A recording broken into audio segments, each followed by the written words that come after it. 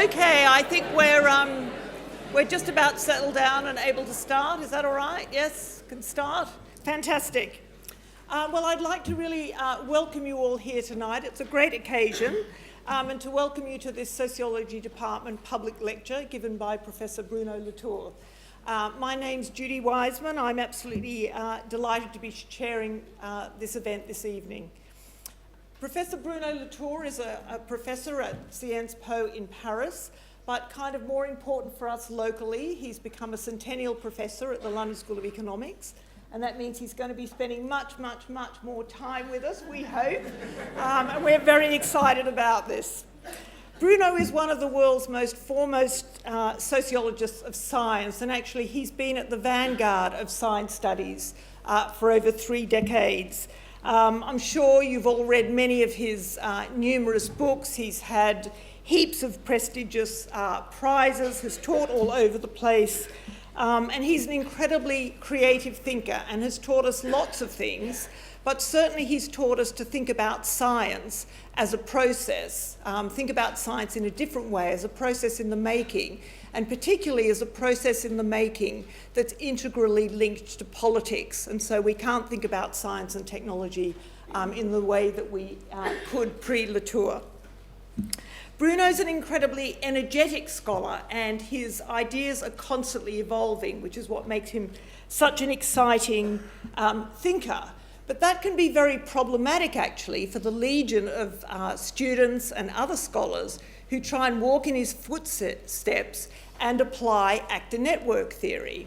And what tends to happen, and what the problem is that as soon as they think they've really grasped the theory, they're going to be able to apply actor-network theory, Bruno turns around and says, well, actually, it's not really a theory, it's a method. And actually, it's a method that's got really fundamental problems, actually 3 fundamental flaws.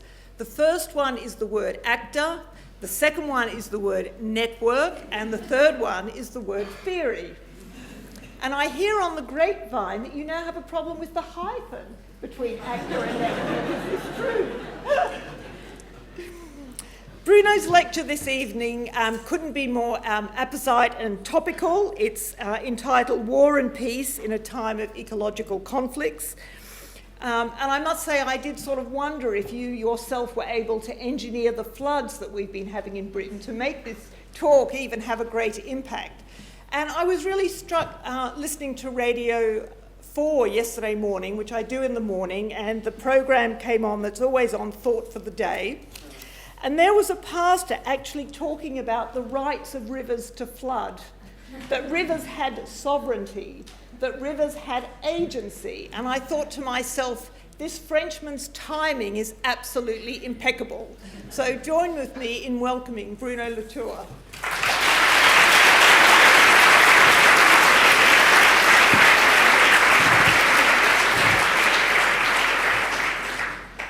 Thank you very much, Judy. If the world were a bank, they would have already bailed it out. Such is the slogan painted by Greenpeace militants in one of their recent campaigns. It says a lot about our level of intellectual corruption that we don't find such a line simply funny, but tragically realistic. It has the same bleak degree of realism as Frederick Jameson's famous quip that nowadays it seems easier to imagine the end of the world than to imagine the end of capitalism. If you call the world, I mean the one we live in, first nature, and capitalism our second nature, in the sense of that which is totally naturalized, then what those sentences are saying is that the second nature is indeed more solid, less transitory, less perishable than the first. No wonder. The transcendent world of beyond has always been more durable than the poor world of below. But what is new is that this world of beyond is not that of salvation and eternity, but that of economic matters. As Karl Marx would have said, the realm of transcendence has been fully appropriated by banks. For an unexpected turn of phrase, the word of economy, far from representing a sturdy, down-to-earth materialism, a sound appetite for worldly goods, and solid matters of fact, is now final and absolute. How mistaken we were. Apparently, it's the laws of capitalism that Jesus had in mind when he warned his disciples, heaven and earth will pass away, but my word will never pass away. This inversion of what is transitory and what is eternal is no longer a joke, especially since what should be called the Australian strategy of voluntary sleepwalking toward catastrophe is being implemented to the full after the last election. No content to dismantle the institution, scientific establishment, and instrument that could prepare his constituency to meet the new global threat of climate mutation. The Prime Minister, Tony Abbott, is also dismantling one after the other most Department of Social Sciences and Humanities. Such a strategy makes a lot of sense. Not thinking ahead is probably, if you are an Australian, given what is coming, the most rational thing to do.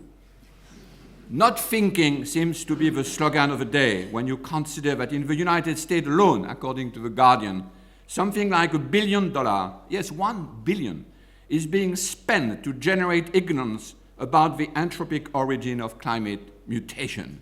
Prime Minister called it anthropologic origin, actually. In early periods, scientists and intellectuals lamented the little money spent on learning, not at the LSE, of course, with building after building, but never had they to witness floods of money spent on unlearning what was already known. While in time past, thinking critically was associated with looking ahead and extracting oneself from an obscurantist past, today, money is being spent to become even more obscurantist than yesterday. Agnotology, Robert Proctor's science of generating ignorance, has become the most important discipline of the day. It's thanks to this great new science that so many people are able to say to their heart, perish the word, provided my bank survive. So I know it's a desperate task to continue thinking when the powers of intelligence are dedicated to shut down thoughts and to march ahead, eyes wide closed. The spurious debate about climate science is a good indicator of that new situation. On the one hand, there is no debate whatsoever, and no question of natural history has been better settled than that of the anthropic origin of climate change. With the last IPCC report, all nations, it appears, are bracing themselves for the word 4 degrees warmer, and that's the optimist scenario. And yet it is useless to keep saying that there is no discussion. No matter how spurious a controversy, it remains that for a large part of the population there is a controversy, the effect of which we may witness every day through the total inertia of government as well as civil society that are supposed to exert a pressure on their elected proxies. And that's one of the problems that paralyze politics in this time that we have learned to call the Anthropocene. This is not a rational debate, and that's my point today. Or rather, it is a debate for which the climatologists of the IPCC would have been considered fully rational in another climate earlier, but now they are rendered powerless. They are portrayed as irrational by those who use the power of reason and appeal to the freedom of scientific inquiry to pollute not only the atmosphere, but also the public sphere, to use James Hogan's expression. Why? Because both sides, and this is what produced the idea that there are two sides, use the same science versus politics repertoire, which I will contrast with science with politics repertoire. This repertoire is made of two parts. First, both sides imply that science is about distant, dispassionate facts of nature, while politics is about ideology, passion, and interest, whose intrusion into science cannot do anything but distort the plain fact. Second, both sides agree that policy should follow scientific expertise and that we cannot make decisions based on uncertain science. The difficulty is that this repertoire is shared by most of the public as well. And that means that if any lobbyist paid by the mining or oil industry, or any physicist with his own pet version of what the laws of nature tell him, I say him because they are mostly him, managed to introduce the smallest grain of doubt into their expertise, the whole policy train stops. Part 1, science is about incontrovertible and undisputable fact. Part 2, policy follows science. Since this is what all politicians, as well as every onlooker, believe, and since it's also the way TV shows most of the time organize debate as if they were judges in a courtroom with the two parties, it's incredibly easy to make two sides emerge even when there is only one. To give credit where credit is due, this should be called the Luntz strategy, to honor Franz Luntz in famous memo to the Republican Party. I quote, "Should the public come to believe that the scientific issues are settled, their views about global warming will change accordingly." Indeed. Therefore, you the Republican, to continue to make the lack of scientific certainty a primary issue. And his success speaks volume about the mass of money spent to foster climate denial, but it also speaks, and that's my point, to the fragility of the immunological system of those who use the science versus politics repertoire. It appears that the slightest virus is enough to make them doubt and stop policy in its track. Because of his weird, even though it's commonsensical, vision of science versus politics, there is no way to immunize the public against such an infectious form of skepticism, this grand adjective that has been most maliciously appropriated. Of course, it would be great if we could imagine that at some point, because of a many public debate about the issue, the two sides would become one. Case settled. Let's now move on to the policy. The apparently innocuous term of skepticism, used so intently by deniers, might seem to lead in such a direction. Let's have a fair and balanced debate, as they say on Fox News. But there is not the slightest chance that this closure will ever occur, since the denier's success is not to win any argument, but simply to make sure that the rest of the public is convinced that there is an argument. How could the poor, helpless climatologist ever win in such a kangaroo court where the point is not to reach a verdict? The verdict has been reached in the IPCC report that you have read, I'm sure, already. But the new discipline of agnotology has functioned marvelously for cigarettes, as well as for asbesto, and with more resistance for extermination camps. It will work much better and for much longer for climate science, and for one additional reason: it's about the life, daily life of billions of people, including you. The chance to ever reach closure is nil. And yet waiting for closure before drafting policy is not an option either. This is Achilles' heel of Mr. Luntz's strategy. Not in trying to achieve closure by reasonable debate, the dice are so loaded as long as we pretend they are two sides, but in opposing the science versus politics repertoire with what I call a much more reasonable and, I claim, much more rational alternative repertoire. There are two sides, it's true, but not between climatologists and climate denier. There are two sides between those who stick to a traditional definition of science versus politics and those who have understood that this older political epistemology, as we say in our field, is what renders both politics and science weak. When the issues at stake are too large, for too many interested people directly impacted by the decision. This is where there is a real distinction to be made between what I call a Holocene and an Anthropocene settlement. Holocene and an epistemology, and Anthropocene another one. What might have been good for human has lost any sense for those I call earthbound. The great limit of the old settlement was to make impossible any connection with politics and not versus politics. For this, of course, one has to abandon the idea that the only thing politics may do is to distort facts. Although this version of politics is as old as Socrates fighting against Callicles, it flies in the face of everything we expect from politics. building a collective polity on a precisely defined soil or land. Now, more precisely and more extensively, a polity that has an earth under its feet, so to speak. Politics as gravity. I'll come back to the film Gravity in a minute. As decency when it has a territory to defend. But one should also abandon the idea that science is only about incontrovertible and undisputable fact.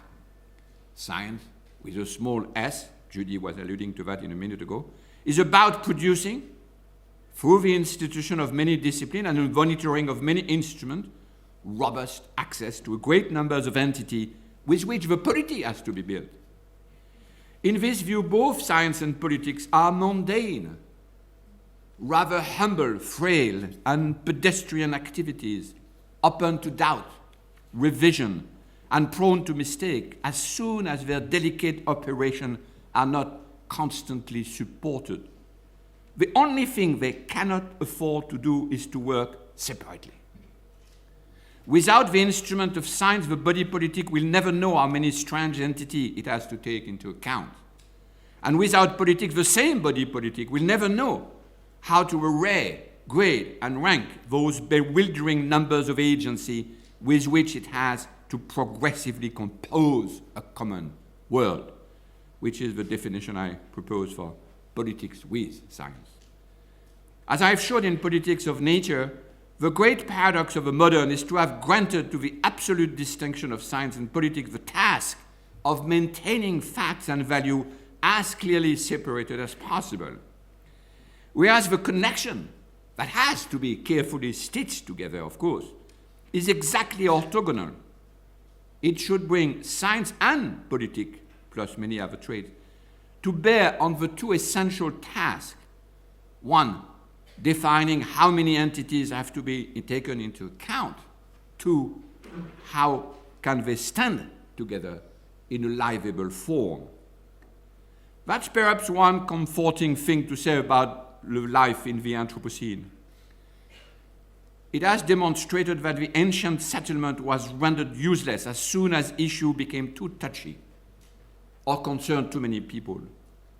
The old settlement worked, if it ever did, only in the rarefied air of outer space for distant problems that interested only a few people and had very indirect, remote consequences. But when action modifies the very framework in which history is supposed to unfold, the idea of distant, disinterested fact becomes less relevant than that of highly disputed matters of concern. So, of course, to shift from science versus politics to science with politics is not without danger. And here the phantom of Karl Popper should probably move here. At first glance, climate deniers will have a field day clamoring that their adversary have finally confessed what they on Fox News have always said. Climate science is politics. To which the only reasonable answer is yes, of course. Where have you been? And what are you doing yourself? After a minute of hesitation because of the loss of the old settlement, it's not easy to lose confidence in the Maginot line of fact versus value. Well, Maginot line probably says nothing to you. It quickly appears possible to redraw the lines of conflict, not between two sides of an epistemological debate, on one side the climate science and on the other the climate skeptics, but between two sides, and there will soon be more than two, with a completely different view of what you may expect from science as well as from politics. There is no conflict between science and politics, but there is a conflict between two radically opposite political epistemology, each with its own definition of what science and politics are and how they could collaborate. Of course, there exists plenty of reason for imitating what feminists have called strategic essentialism and to employ whenever necessary a form of strategic positivism, as if we could confide to a settled science of the climate the task of serving as an incontrovertible premise for policy. But even if this strategy could succeed, and I don't know if you have followed the response in different countries of the last IPCC report, but it's a complete failure. It will not solve the question because it will remain a pedagogical gain, not a political one. More people would know for sure, which is always good, but they will not be moved an inch out of a situation of just knowing. We are not dealing here with undisputable matter of fact, but with matters of concern to be disputed. It's a question of knowing uncomfortable fact about pressing issues that concern the very soil on which everybody resides. And in the New York Times, 14 July, Michael Mann wrote a very nice paper, "If you see something, say something." I quote. He's himself, of course, a great scientist. He speaks like all of the climate scientists about his kids. This is, of course, very important. And he crosses happily the fact-value distinction by saying, "This is hardly a radical position. Our Department of Homeland Security has urged citizens to report anything dangerous they witness. If you see something, say something.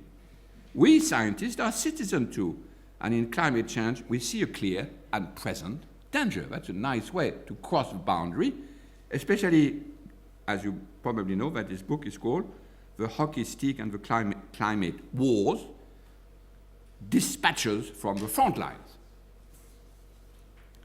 It should have been clear that expression like "tell it, say it," or "the innocence of carbon," the title of an amazing book by French physicist Denier, as well as that of uncomfortable fact, straddle the distinction between fact and value. How could it be otherwise, since we are talking about conflict that pit against one another different definitions of the land to which the various politics are attached? How could anyone, I beg you, defend one territory quietly and dispassionately when it's under attack? This is why Michael Mann is so interesting. The only result of the older settlement of fact versus politic is that in such a conflict, one side fights with all the force at its power, while the other side, the rational and reasonable climatologists, must fight with their hands tied behind their back by the injunction that they, and they alone, should protect the sanctity of science, capital S, against any encroachment of ideology and interest. In the old days, such an alternative political epistemology could have been called relativist. But today it's much clearer that when opponents reach for their gun and mention the science war, it's much fairer and once again more rational to say not a science war, but for sure a war of the worlds.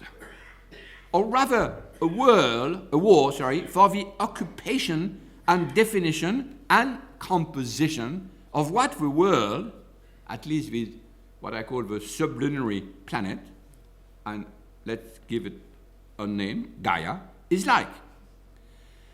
How could we agree on this composition since, depending on the answer, each of us has to move literally to another planet?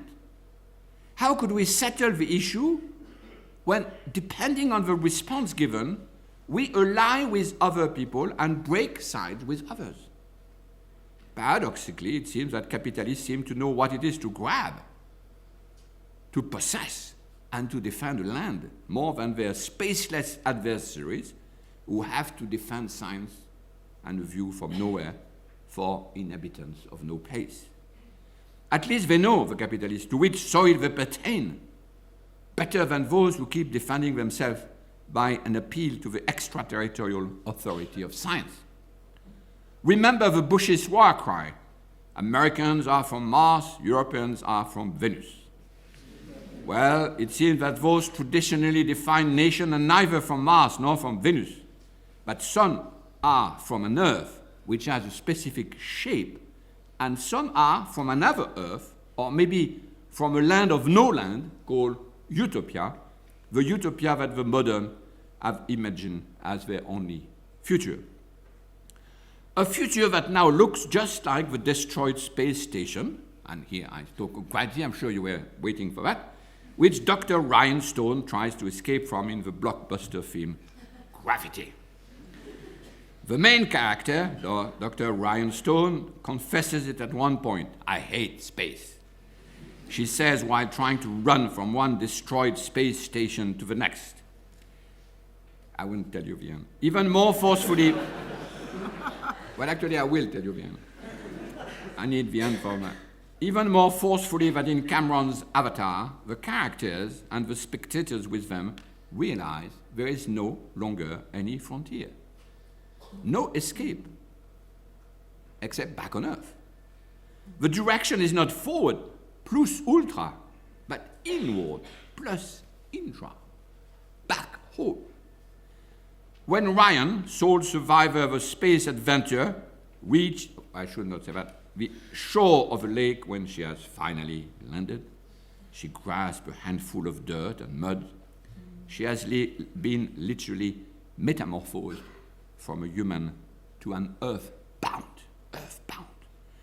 While the old-fashioned American hero played rather clownishly by their teammate George Clooney has vanished forever in outer space, debris among the debris of a European and Chinese space station. Much as in von Trier's Melancholia, in Gravity we witness the step-by-step destruction of all Galilean idea of the Earth as one body among other spatial bodies. We are forced to turn our gaze back to sublunar Gaia, so actively modified by human action that it entered this period that we call Anthropocene. Fortunately, it's not true that the general public, the one that is so easily contaminated by loons, is endowed with the sole repertoire of science versus politic. Most of them are ordinary people like us who act most of the time in a universe made of uncertain facts that concern them a lot. Before investing in a company, having children, buying travel insurance, they don't wait for completely incontrovertible evidence and only then jump into action. If there is one thing everybody can understand, it's that when their life is put into question, when the territory in which they live is threatened, when they are attacked by other people who want their place, their land, their soil, their cherished plot of earth, what used to be called their motherland, they certainly don't wait for experts to agree. They need to quickly identify those who can help. And those, is there another word for it, who risk betraying them.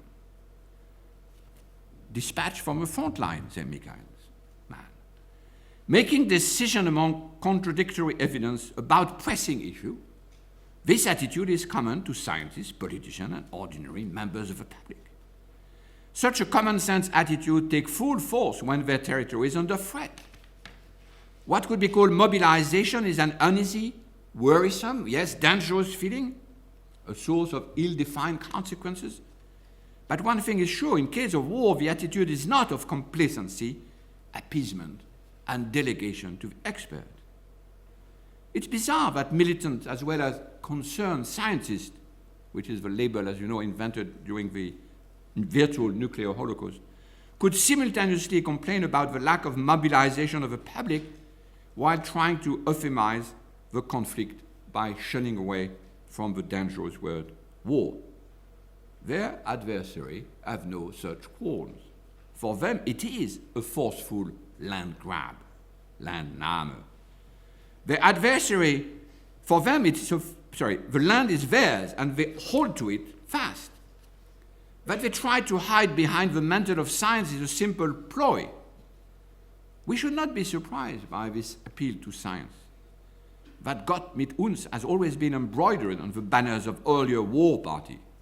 It doesn't mean that God ever sided with any of the warring party.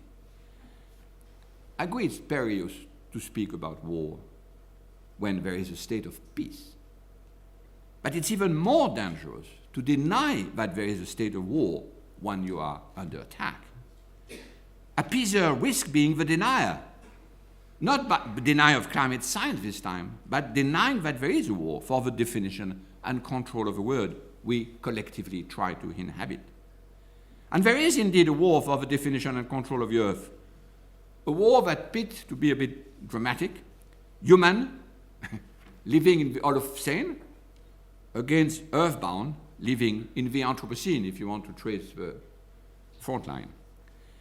What I take to be the clarifying effect of stating this is that it makes possible for the various camps to fly under their own colors, to use Walter Lippmann's expression, and not under the flag of Gott, or rather Natur mit uns.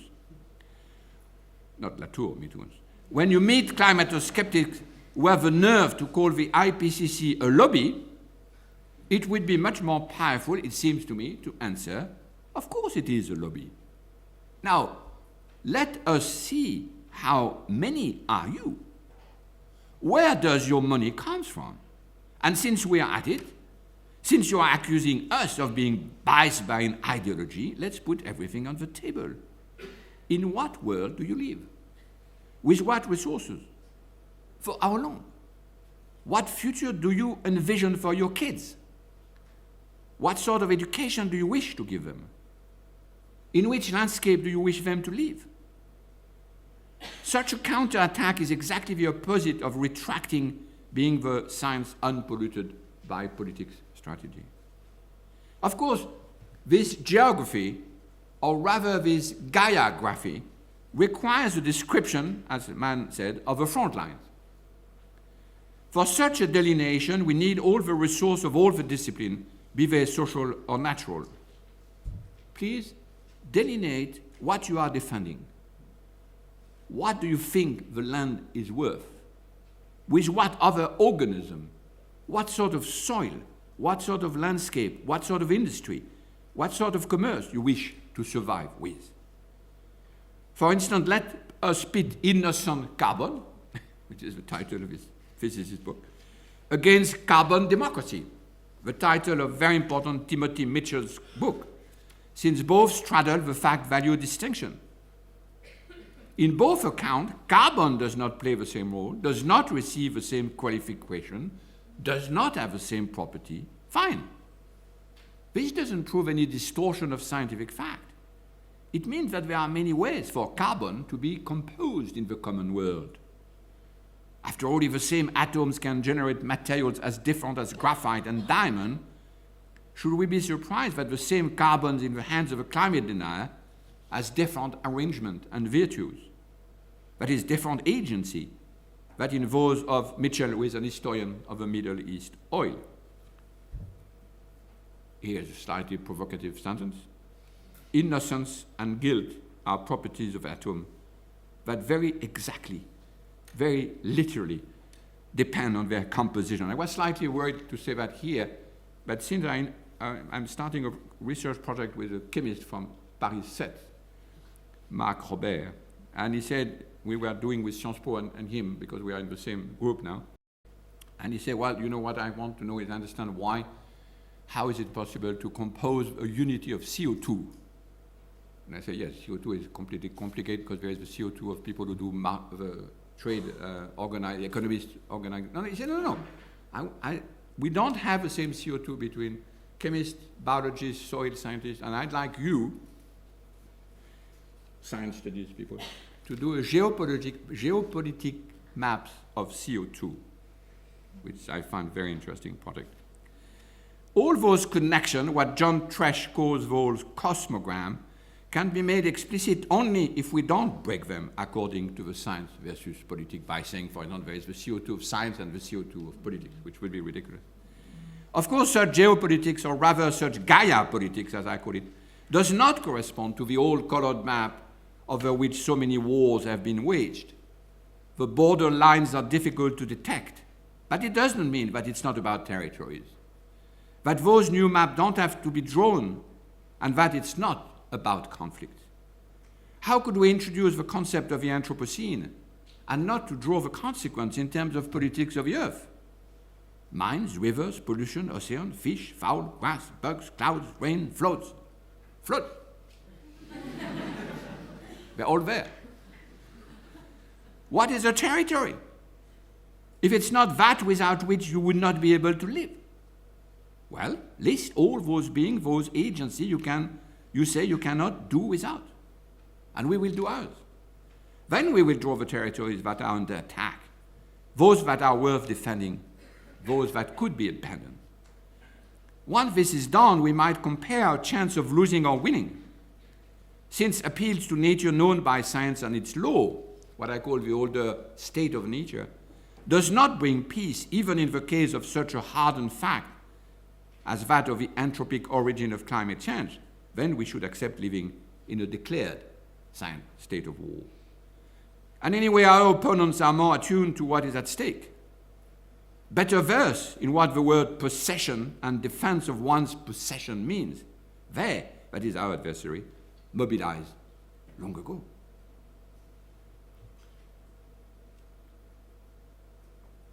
The real advantage, of course, of making the state of war explicit instead of undeclared is that it might be the only way to begin to envisage peace.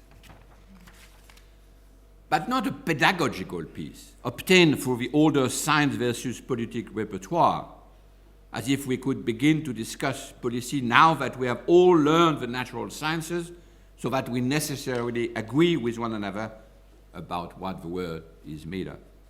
But instead, a political peace. Again, politics with science, not versus science. One negotiated by the camp who, having exhausted all other options, and knowing that neither the god nor the nature embroidered on their banners are really behind them, attempt a settlement, and that's a key point, as if there was no arbiter above their heads. This is the point which I should not, and should bring Carl Schmitt. The main difference between the two forms of peace, as Schmitt agreed, is that the pedagogical one comes before any war. War is simply the irrational mistake of those who have not understood the laws of nature or of economics. And peace will be brought back once everyone will have learned the truth about what things are and always have been. So pedagogical peace is akin to what he calls policy intervention, or what we now call today governance. By contrast, political peace comes after the war, as exhausted the warring party, and end up composing what is exactly named a modus vivendi. That is an entangled set of makeshift arrangements to survive. It's because the political peace is not dictated by what is already there, but by what should be progressively realized, that there is no way to delay it anymore. Delay is part of a modernist dream. Actually, it's their definition of a future. He's very interested in the book by this gentleman you just hired, I think, Graber. A future made of nothing but a flight from the past and eyes wide shut to what is coming. This is where the concept of a politic with science instead of politic versus science reforms time as well as space. The same way that science with politics propose a different space. Yeah. English is not my language. Grounding for Earth each warring camp, it offers another temporal rhythm for action. Action cannot be delayed because time does not flow from the present to the future as if we had to choose between different scenarios, hoping for the best, but as if time flowed from what is coming to the present, which is another way to consider the times in which we should live as, dangerous word, apocalyptic. Not in the sense of a catastrophe, although it might be that also, but in the sense of a revelation of things that are coming toward us, not in the other direction. This odd situation of living at the end of time in a different time of hope, the hope that has been made one of the three theological virtues, and that the French, once rarely the case, richer than English, call espérance, to make sure that it's not confused with espoir, hope. Clive Hamilton, from Australia, poor guy, has wisely advised us to jettison this espoir, this hope, because as long as we rely on hope, we still expect to escape from the consequences of our action. His book, I'm sure you know it, Requiem for a Species is not the funniest book to read. And the whole argument is that you should eradicate hope before you do anything. And he wrote this book long before the election. It's only once we have radically changed our relation to time, what is called living in the apocalyptic time, that we might be spurred into action without delay. The times are fulfilled. Historians of ecology are right to say that there is probably nothing completely new in the concept and in the situation of crisis in which we are, that we call the Anthropocene. Since conflicts about territories and their resources are as old as the human race, and since warning about the consequence of those land grabs have on the environment are as old as the Industrial Revolution, as Fresseau, the French historian, has shown beautifully. What I take to be really new in this situation that Dipesh Chakrabarty called geohistory, or I prefer geostory, politics and philosophy modifies simultaneously the spatial and temporal frame in which action is being situated. How odd it is that been for the modern to imagine that their materiality could be made of atomic point without spatial extension and of instant without duration. It is this most idealistic definition of matter that is showing now its utopian and toxic character. It is such an odd conception that has been so constantly at odds with the experience of space and time. And that explains why people like Hansen or Mann or Hamilton or many others are moving to this different view of their own science, because they see the warning and the fact simultaneously. If you see it, tell it. It has rejected every impulse that insisted on being from a place and having duration as being nothing but mere subjectivity, poetry, theology, philosophy, to the point that the modernist dream may be defined as a constant fight to replace the subjective space and time by a really rational view of space belonging, strangely enough, to no space and no time. It's fair to say that civilization has been a long fight, mainly lost of resisting, for good and bad reason, such a definition of a modernizing frontier. Well, now, through a completely unexpected inversion of the respective position of every field of inquiry, the many disciplines of natural history are calling for a return to the spatial condition of the earth and for an urgent sense that times are fulfilled. Remember the expression that man used. We don't live in nature, we live in Gaia.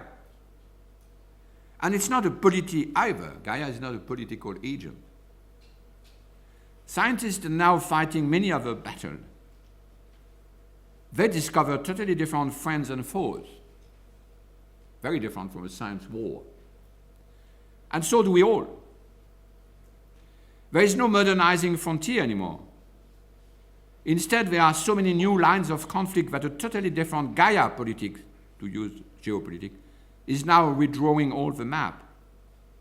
So by remixing all the ingredients of what used to be the distinct domain of subjectivity and objectivity, politics and science, the very notion of living in the Anthropocene is indeed an enormous source of confusion, but a welcome source. Like that of Dr. Ryan Stone, our collective return to Earth is a rather traumatic one. But at last we know where we are and what we should fight for. But we should not have known that all along, no? Memento homo quia pulvis est et in pulverem reverteris. Remember, man, that thou art dust, and unto dust thou shalt return. Wonderful, thank you.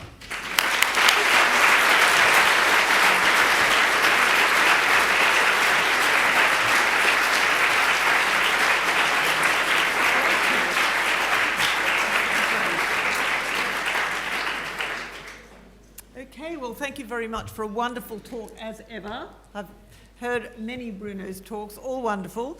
We've got about half an hour for questions and comments, and we've got roving mics around the place. So perhaps people could put up their hands, and if you would say who you are, that would also be good, just to give us kind of a sense.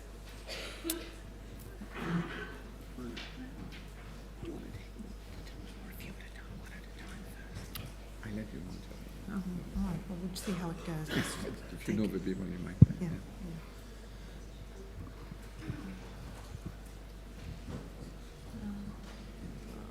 Paolo Quattrone from the University of Edinburgh. Thanks, Bruno, for yet another fantastic lecture. Can you speak up just a wee bit? Yep, okay.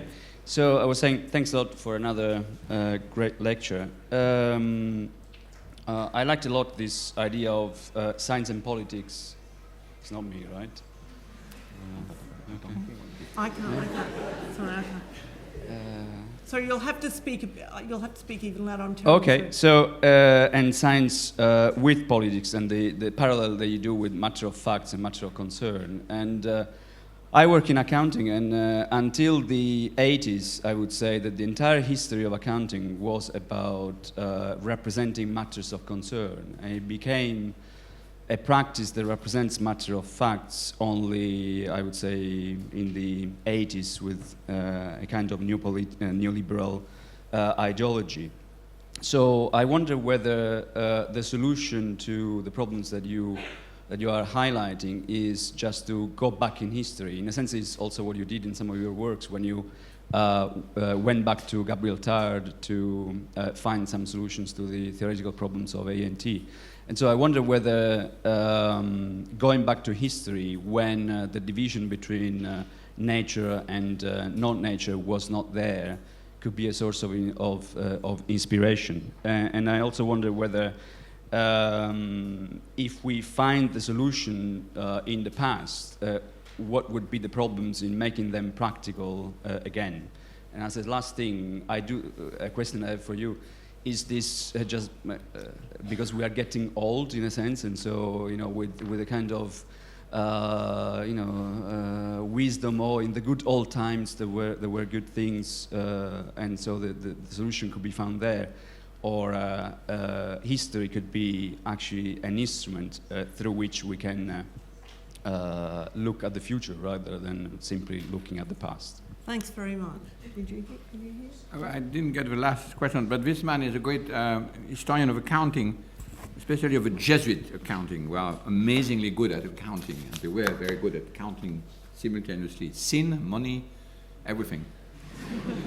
And we now have a pope who is also a Jesuit, so a great accountant. If I understood the question, is what the practical, well, I indicated something which actually I'd like to discuss with the people at the LSE, because it's something which, as you know, the Paris Climate Conference will be in 2015 in December in Paris, and since I will come more often next year, I was trying to imagine what would be student collaboration and professor collaboration between LSE and Sciences Po to do a counter summit. During the big summit, which is as big as the Copenhagen, and probably as, we hope, not a catastrophe, but probably before. On that precise point on which you have worked, and I learned a lot from Paolo on accounting, is how do we represent these geopolitical maps? Basically what Mann says, the line dispatched from the front lines. I mean, what are the front lines? And if you say, well, we are frontline about science because we don't know science, you have already entered the fight and entered it in the wrong place.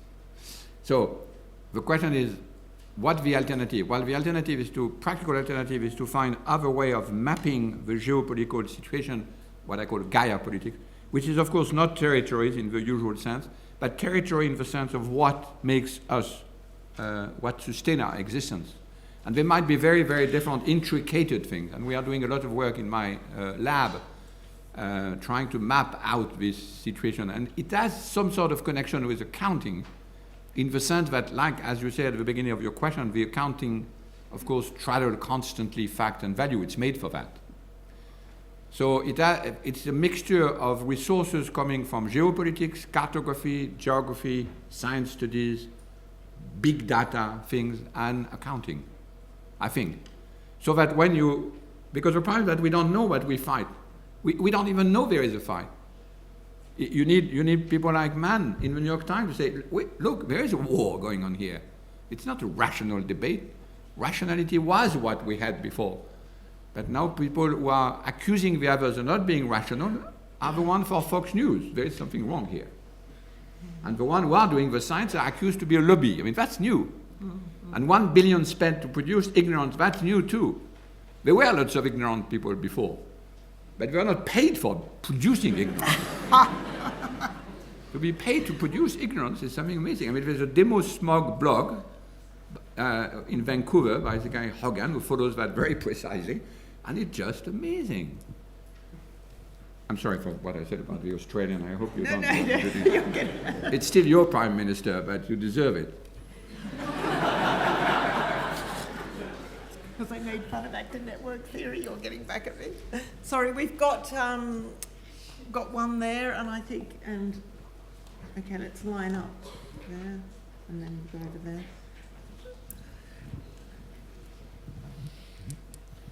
Thank you. You've defined very well how the world the world that's projected upon us is distorted. What you've not really gone into much detail about is the motivation of the people who are doing the distortion of science and politics. I would argue that is of equal importance, if not more importance, to define that. Thank you. You haven't talked about the motivation of people who are anti. You have to be more precise because I can't answer. I just have to say yes, or is it just something? You haven't talked about the motivation of people who are. Basically, it would be good to hear you define the motivation of the people that are spending billions of pounds on distorting climate change. Why would anyone in their right mind want to do that? They have a very clear reason. So, have you investigated that reason? Okay, right. Well, but the problem is that, I mean, the physicist I mentioned wrote this amazing book called Carbon, Innocent Carbon, which is itself an interesting title. He's not paid by anyone. It's really believing that since he's a physicist, he has never published one single paper in the whole topic, a bit like our minister, Allègre, who was a minister of France, I'm sorry to say. They never published any paper, but they say, they are French, of course, so they say if you have the basic laws of physics, you have everything else in addition. You just deduce. The French like that. You deduce from first principle and everything else. It started with Descartes. You remember the beautiful sentence at the beginning of Descartes? I can deduce the sun and the moon and everything else that live. To which Peggy says, well, probably if this had not existed, he would have difficulty deducing it. But anyway, the French believe that. So he writes a book entirely innocent. So Innocent Carbon is an innocent book. He really believes that he can deduce from the laws of physics that they're all guys working full-time, and there are 10,000 of them, and 25,000 men are just wrong. So that's one motivation, and there are lots, of course, of others which this Demo Smog blog does. But I think we should return what are our motivation. So it has to be on the two sides, right? The motivation, I don't really think the motivation will go very far, because it is about things which it cannot be. I mean, it's about the land, the sort of appropriation of the land. So I'm not sure that we have to find motives in the climate deniers. We have also to find motives in us. I mean, what do we do? What I call quietism. What do we do with all this knowledge? It's not about knowledge only. It is a moral issue, as Mann says. Now, and that's very new for the scientists. They are very disturbed because they don't know what to do with this moral issue which comes to them. And they are very worried of writing in the great press saying, wait, it's a warning. So we were used to have facts which were constitutive and warning which were performative. And here they have every day in their papers in Nature Climate Change, statement, warning, statement, warning, and they don't know what to do with it. Well, I try to help. And for once, I'm not accused of being a relativist, because they say, help us. No kidding, I had climate scientists coming to me, Joseph, a great French scientist from the IPCC last year, coming to me and say, Bruno, you have to help us. See? I'm not a relativist in the end. Hi. I was just wondering if you would agree that, or if you have any views on the fact whether, the way this debate is always presented, i.e., over there you have the scientists, and over there you have the politicians, and there's bad stuff going on. Whether that's not actually the real issue of framing that debate in that sense, and whether the real issue is not that in democratic societies it's an issue of education, and actually more challengingly of intellectual competence of the ordinary citizen to actually understand the nature of that debate so that they can participate in getting towards a solution, i.e., ecological debates revolve around some very, very tricky issues of statistics and in the end of philosophy of science. And if that debate is to go anywhere, it seems to require the impossible, sadly. The impossible. It seems to require the impossible, sadly, of the democratic average citizen, who will never, ever have the education, or if they do, have the intellectual competence across the board to participate in a productive way. And so pretending that it's the politicians over there and the mad scientists who are in pursuit of absolute truth seems to me a very, very mistaken way to present that challenge. Well, it is mistaken, but your version seems to be, to me, exactly as mistaken, if I'm sorry to say, because education is always good.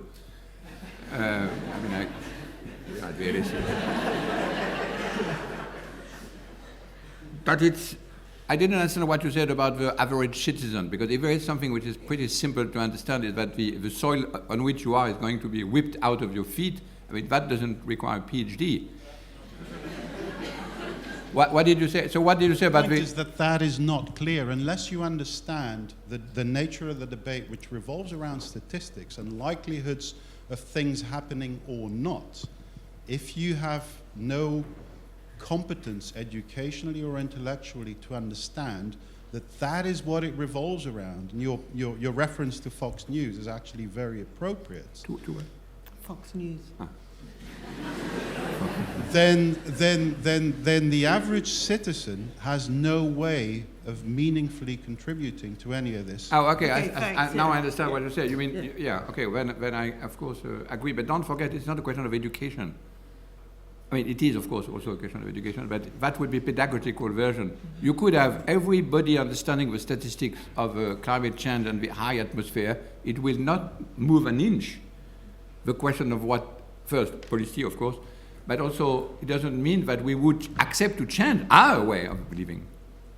So I think that's what the Anthropocene is about, is that you are in a situation where the old distinction between the natural science, where you could have distance, and the social sciences, where you were enmeshed into what you were saying, have disappeared.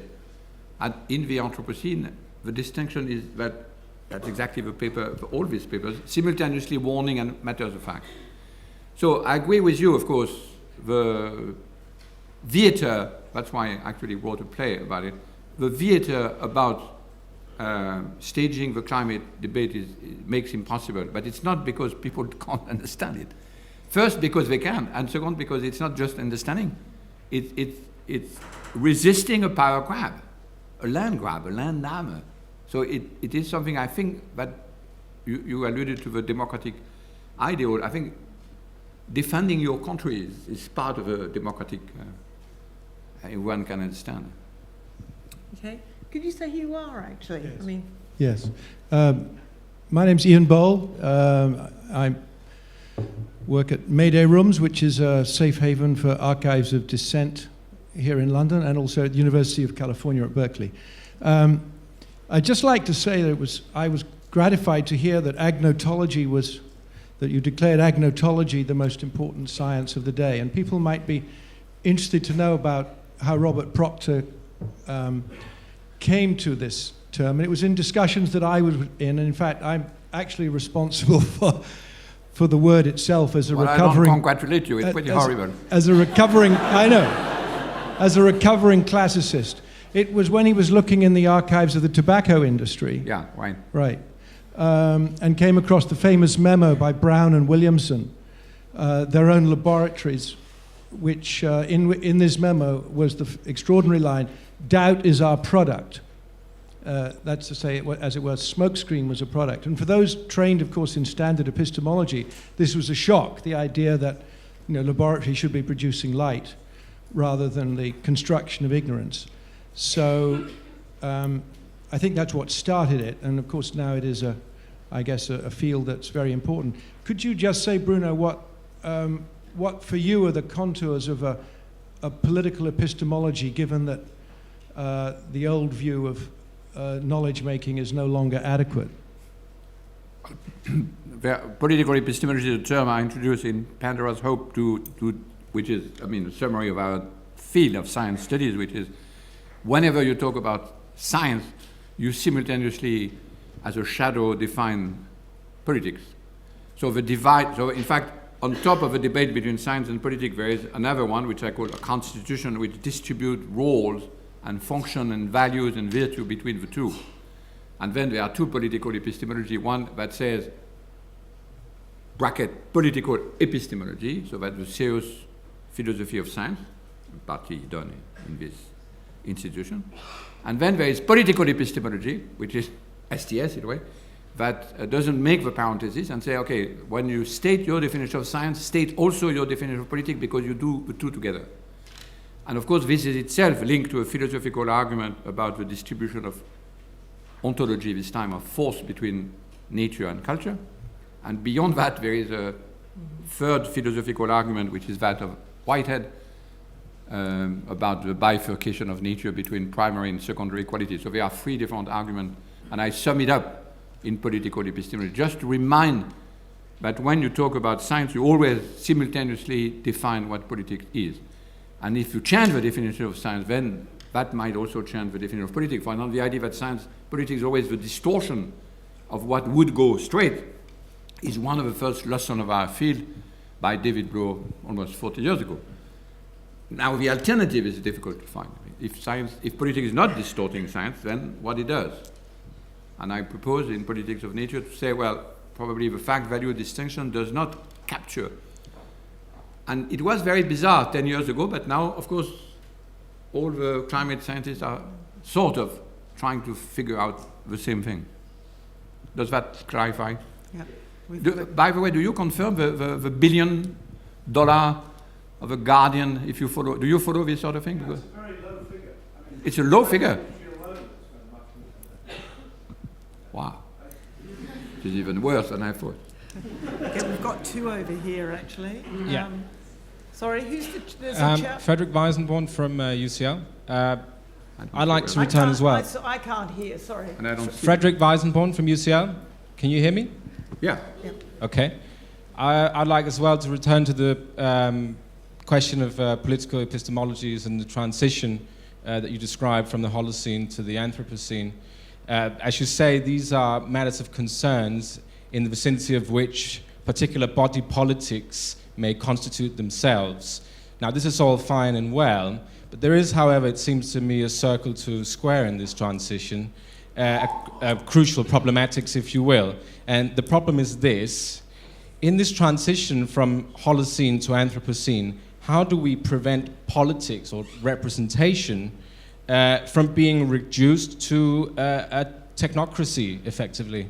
If it's the scientists telling us what we need to do with our political decisions, how do we keep the true democratic spirit? How do we retain this as we transition from the Holocene to the Anthropocene?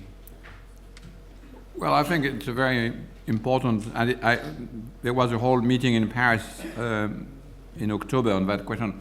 I don't think the Anthropocene is a word that is going to last very long because of what, I mean, the Anthropocene might not last long either, I mean, the thing, I mean, because of what you say, which is that the politics of the word Anthropocene is completely obscure because the anthropos of the Anthropocene doesn't exist as a political body.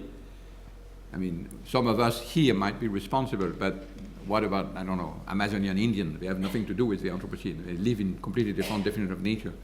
So and Dipesh Chakrabarty also criticized, and Isabel Stengers and many others, for the same reason, that the Anthropocene doesn't have a politic going with it. The concept of Anthropocene, I agree. Now, I'm slightly more charitable with the word because it's invented by geologists who are very serious people.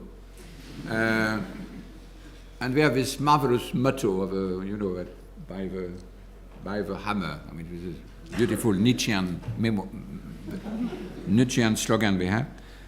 And it's a homegrown word to try to understand with very serious stratigrapher, trying to understand what the hell is happening to the geology of the planet.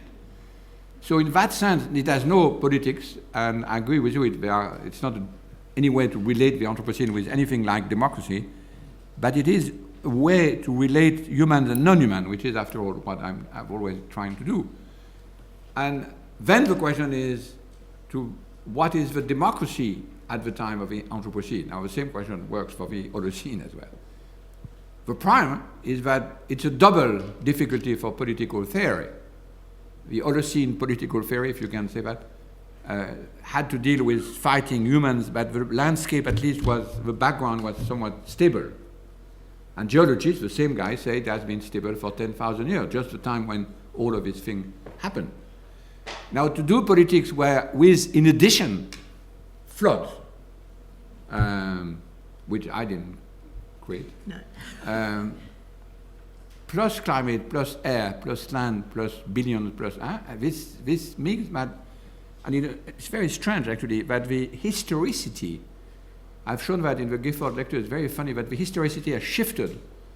So now you have very quiet, I mean, the sentence I started with is pretty typical. If the word were if the word were bank, it would already been bailed out. So we are much more, we have a very long-term, stable, infinite definition of a human, and it's the earth of which, as Chakrabarty has shown, we attribute all of these features of tipping point, activating rhythm, catastrophe, movement, and so on. So that means that democracy has two types of historicity to take into account. The one of the foreground and the one of the former background, which is now in the foreground. So that does not simplify the question of democracy at all, I agree. So I have no answer to your question. But as you know, ecological thought has not been very good with democracy. I mean, Lovelock mentioned that he is for dictatorship. Jonas wanted to have a government of experts. And I'm sure the LSE is preparing the whole technocratic, because that's what they are known for. Martha. Yeah. Hi, Bruno. I wanted to ask you a question about the emphasis on land and territory and country in what you're offering us, because if I'm not mistaken, there are a lot of people who are either deterritorialized or have never had the privilege of having access to land. So what exactly does the approach that you're offering us offer to people who do not have the attachment to land that seems to be required in the account that you give? Well, not having, I mean, that's precisely the very important question of climatic migration. Is this what you allude to?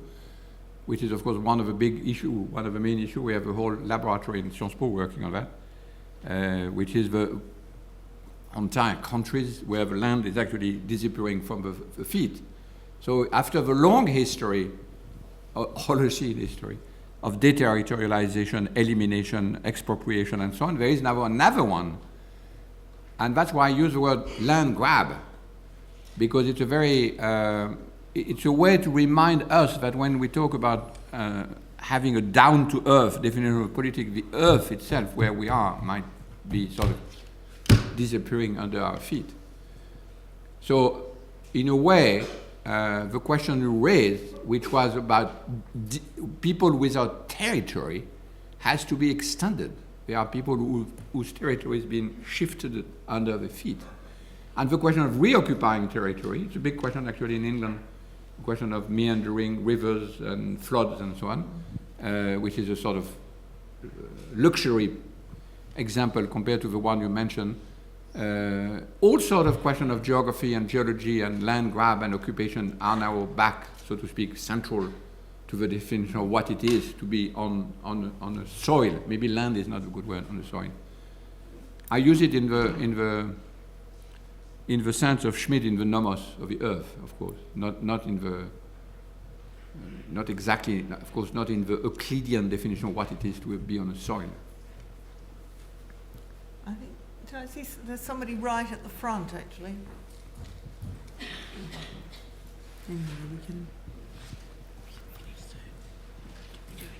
This gentleman is from Goldsmith.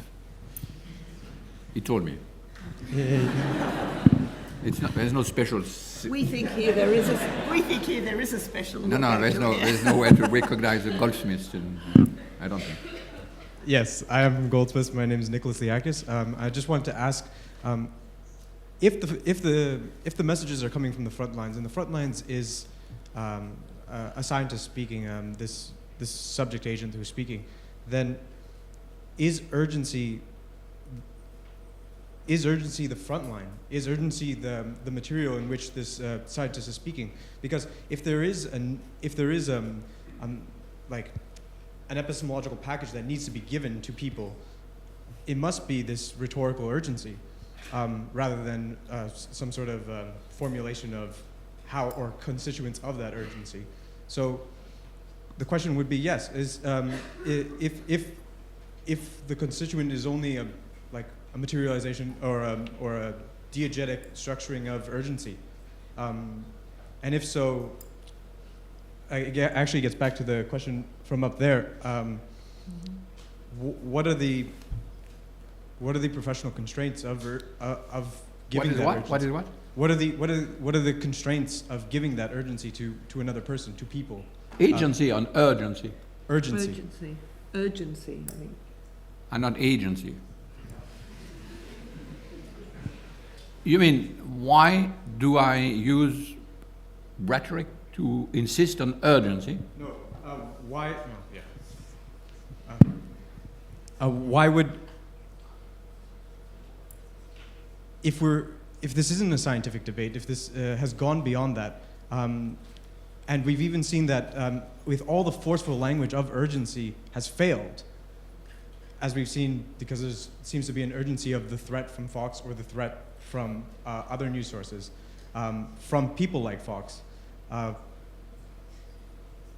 do we proceed beyond urgency? How do we construct an argument that still has the constituent restraints of a threat, but without urgency? You mean being quiet and wait? I don't think they're diametrically opposed. But. Well, that's interesting because, of course, there is this is a point that every single people working on this question mention, that urgency has to be itself worked out very, very precisely. That's why, because of course it terrifies. And actually Clive Hamilton has written a whole book on that. There is this absolutely stunning book on the end of the war, the word war in Germany, the defeat, I think it's called in English, where they show that every single body from the general to the last soldiers knew the war was lost in Germany. And that they maintain the system until the very last minute. The book starts with a stunning description of a village where the Nazis are still able to hang someone, and while they hear the American guns coming a few kilometers away, and the guy says, well, we should just wave a white flag to save our village, is arrested, tried, hanged. The rope falls, he flees, the villagers catch him up, put him back, hang him. The Nazi flee, the American enter an hour later. So terror, terrifying people is the last thing. I mean, I think it's the Australian strategy, I guess, right? Is that never, no, but the threat, I hold of that from Clive, I mean, the threat this year has never been that strong. And it's just the year when they destroy and cut the funding of the agencies in charge of finding the thing.